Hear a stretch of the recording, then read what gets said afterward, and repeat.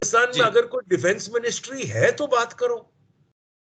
जब जब army chief देश को कंट्रोल करे तो डिफेंस मिनिस्टर कौन चीज है?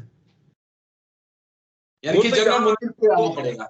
वो अगर इधर आएगा तो तोते की तरह सुना देगा जो उसको रावलपिंडी ने बताया और चले जाएगा, तो फायदा क्या उसका आने का? जी जिनपिंग के विजिट से पहले मेरे ख्याल में मैं ये सोचूंगा कि जब फॉरेन मिनिस्टर्स की मीट होगी मई में, जब चीन का फॉरेन मिनिस्टर डेफिनेटली आएगा, उधर अगर कोई बातचीत हो तो हल होने की कुछ संभावना है। डिफेंस मिनिस्टर की बातचीत में मुझे कम ही उम्मीद है कि कोई सोल्यूशन निकलेगा, क्योंकि ये हम कहते हैं डिफेंस का मामला है, इंडिया की तरफ से भी एक्सटर्नल अफेयर्स हैंडल कर रहा है, डिफेंस नहीं हैंडल कर रहा। जय हिंद दोस्तों, मेरे चैनल डिफेंस तक में आप सभी का स्वागत है। आपको बहुत अच्छे से गलवान याद होगा जहां पर हमारे 20 जवान शहीद हुए थे। आपको हाल ही में तवांग में जो घटनाक्रम हुआ था वो भी याद होगा। लेकिन आपको बता दें कि अब उसी देश के यानी कि चीन के रक्षा मंत्री भारत दौरे पर आने वाले हैं एससीओ समिट में शामिल होने के लिए। पूरे देश की नजरें इस यात्रा पे बनी हुई हैं और क्या इस यात्रा के दौरान भारत और चीन के रक्षा मंत्रियों के बीच द्विपक्षीय बातचीत होगी और क्या इस बातचीत में अरुणाचल प्रदेश, गलवान, डोकलाम, तवांग जैसे मुद्दे उठेंगे, यह समझना बहुत जरूरी है। साथ ही साथ पाकिस्तान के रक्षा मंत्री को भी भारत ने न्योता दिया है। क्या वो इतने गट्स पुंछ आतंकी हमले के बाद दिखा पाएंगे कि वो भारत आए? ऐसे सवाल हैं जिनको समझना बहुत जरूरी है और कोई हमें ऐसा चाहिए जो बहुत डीपली चीजों को बहुत विस्तार से समझा पाए। इसके लिए हम सीधा रुख करेंगे मेजर जनरल हर्ष कक्कड़ सर का। जाने माने डिफेंस एक्सपर्ट हैं और पूरी नजर बारीकी से वो चीन मामलों पर नजर रखते हैं, वहीं पाकिस्तान मामलों पे भी उनकी बहुत अच्छी पकड़ है। सीधा सर का रुख करते हैं। जैन साहब, बहुत बहुत शुक्रिया आपका, बहुत बहुत शुक्रिया साहब हमारे साथ जुड़ने के लिए और इतना कीमती समय देने के लिए। कुछ ऐसे मुद्दे थे, मुझे लगा कि आज मैं आपके पास चलूं और उन चीजों को समझूं। दरअसल एससीओ मीटिंग में चीन के रक्षा मंत्री के आने की बात हो रही है, ली शांगफू की। तो मैंने बोला साहब से बात करता हूं, समझता हूं कि कितना इम्पैक्ट इसका हो सकता है। क्या यहाँ पे द्विपक्षीय बातचीत भी हो सकती है, एलएसी को लेकर बातचीत हो सकती है? तो मैं यही चीज समझना चाहता हूं। 2020 के बाद से साहब एलएसी पर काफी ज्यादा तनाव हमने देखा है। हमने तवांग में भी हमने हाल ही में देखा, उससे पहले गलवान में जो कुछ हुआ है वो सबके सामने है।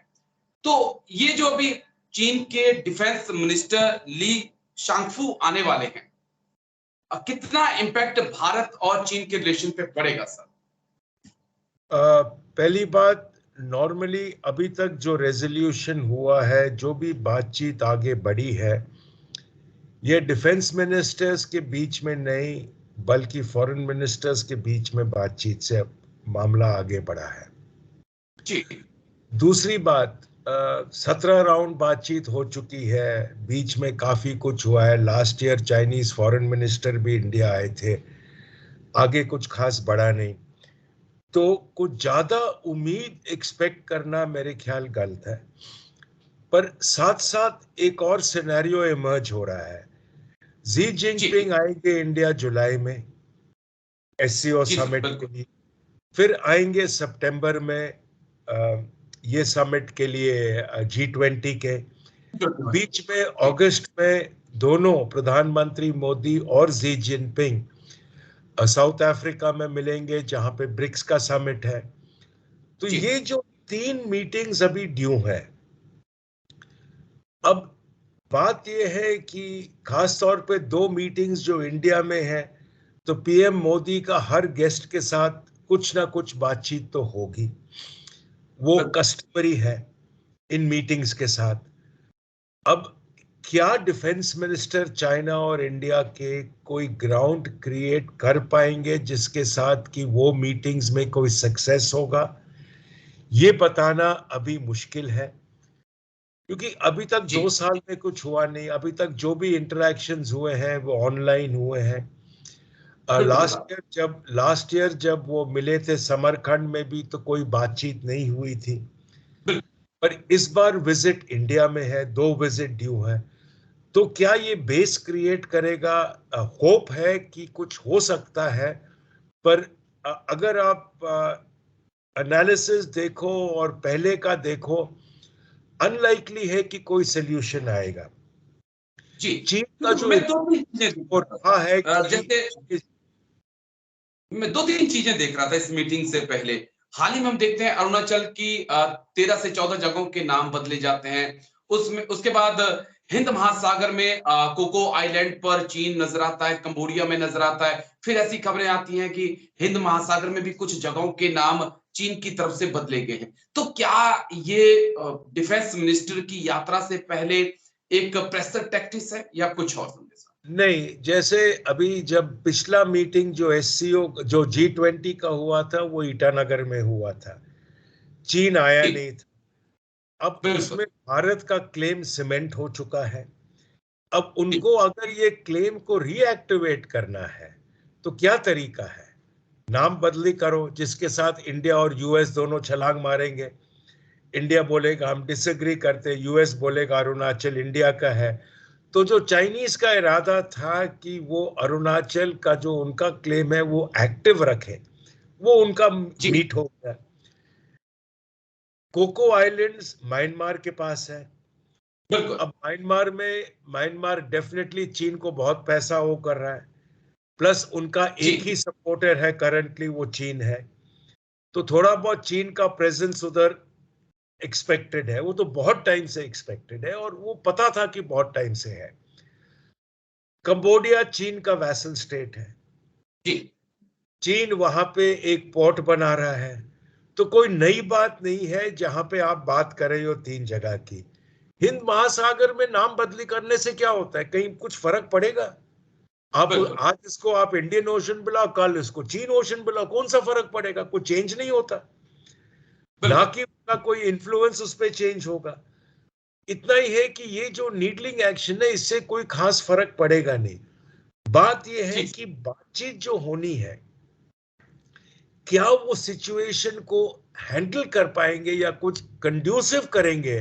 जी जिनपिंग के विजिट से पहले मेरे ख्याल में मैं ये सोचूंगा कि जब फॉरेन मिनिस्टर्स की मीट होगी मई में, जब चीन का फॉरेन मिनिस्टर डेफिनेटली आएगा, उधर अगर कोई बातचीत हो तो हल होने की कुछ संभावना है।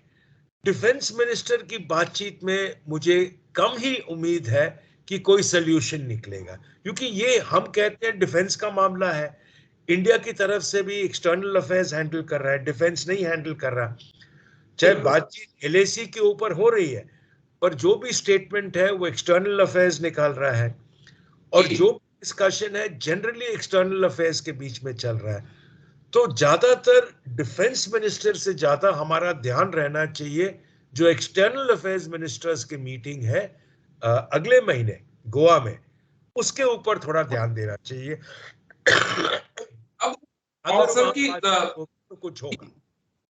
जी, लद्दाख में तमाम पॉइंट्स काफी सुलझा लिए गए हैं, लेकिन अब मैं समझना चाहूंगा डेमचौक डेपसांग को लेकर ऐसा क्या है कि चीन पीछे हटने को तैयार नहीं है और भारत भी छोड़ने को तैयार नहीं है?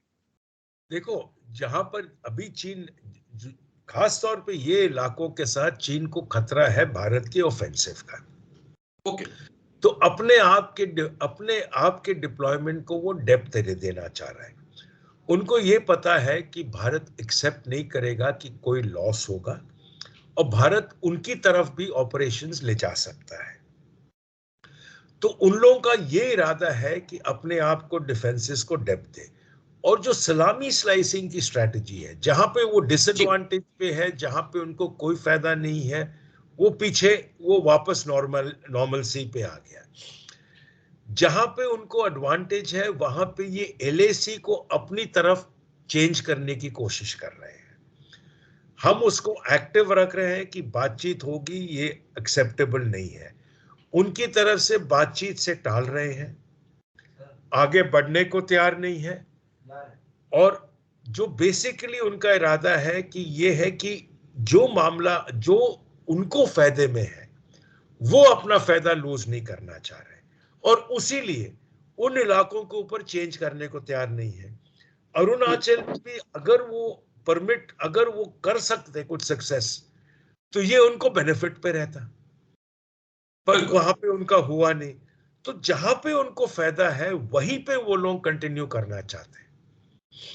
ठीक, एक चीज और साहब, रूस के रक्षा मंत्री भी सर्गेई शाइगु भी भारत आएंगे भी एससीओ मीटिंग के लिए। मैं उनकी ये मीटिंग उस वक्त हो रही है जिस वक्त मैं खुद ये महसूस कर रहा हूं कि हमारी मिलिट्री का, जो मिलिट्री नहीं कहेंगे, हमारा डिफेंस के जो हथियार वेपन्स आते हैं उसका झुकाव रूस की बजाय यूरोप और अमेरिका की तरफ हो रहा है। तो क्या ये पॉइंट रेज कहूंगा, मैं ये भी नहीं कहूंगा कि उसका झुकाव यूएस या यूरोप की तरफ हो रहा है। उसका झुकाव जनरली ज्यादातर आत्मनिर्भरता पे हो रहा है जी। थोड़ा बहुत हमारा यूएस और यूरोप से कर रहे हैं, उनके साथ अग्रीमेंट्स हो रहा है खास तौर पे टेक्नोलॉजी पे, जहां पे आपको एयरक्राफ्ट इंजन्स चाहिए, आपको और रिसर्च चाहिए, आपको और टेक्नोलॉजी बेस्ड इक्विपमेंट चाहिए, वहां पे हो रहा है। रशिया को ये पता है कि करंटली उनकी डिफेंस इंडस्ट्री उनके फोर्सेस को मेंटेन करने के लिए इस्तेमाल की जा रही है। कोई भी देश जब लड़ाई के दौरान लड़ाई के हालात में होगा तो उसकी इंडस्ट्री रीओरिएंट होती है फोर्सेस को सपोर्ट करने। तो रशिया की इंडस्ट्री रीओरिएंट हुई है फोर्सेस को सपोर्ट करने, तो जिसके कारण उनको रीसप्लाई करने में खासतौर पे स्पेयर पार्ट्स में दिक्कत पड़ रही है। उसलिए अभी ये सब शिफ्ट आत्मनिर्भरता की तरफ हो रहा है, और टेक्नोलॉजी शिफ्ट हम जनरली वेस्ट से ले रहे हैं। ठीक है सर, बहुत अच्छी चीज आपने बताई है।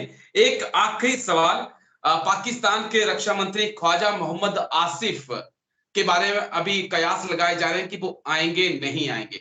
उनका आना नहीं आना एससीओ में भी और भारत के लिहाज से भी कितना जरूरी है और कितना जरूरी नहीं है? पाकिस्तान में कोई डिफेंस मिनिस्टर का काम है? उसके पास दफ्तर भी है। जब आर्मी देश को कंट्रोल करिए तो डिफेंस मिनिस्टर का क्या काम है? वो आए ना आए तो कोई फायदा तो है नहीं जी। ना उनका मुंह खुलेगा, ना वो कोई डिसीजन ले पाएंगे, ना वो कोई डिस्कशन कर पाएंगे। वो आएंगे तो वो गुमसुम बैठेंगे और चले जाएंगे। तो उनका आने का तो कोई मतलब ही नहीं है। अगर वो आएंगे भी तो उनको इंपॉर्टेंस कौन सी मिलेगी बाहर? पाकिस्तान में अगर कोई डिफेंस मिनिस्ट्री है तो बात करो। जब आर्मी चीफ देश को कंट्रोल करे तो डिफेंस मिनिस्टर कौन चीज है? यानी कि जनरल मुनीर पे आना पड़ेगा। वो अगर इधर आएगा तो तोते की तरह सुना देगा जो उसको रावलपिंडी ने बताया और चले जाएगा। तो फायदा क्या उसका आने का?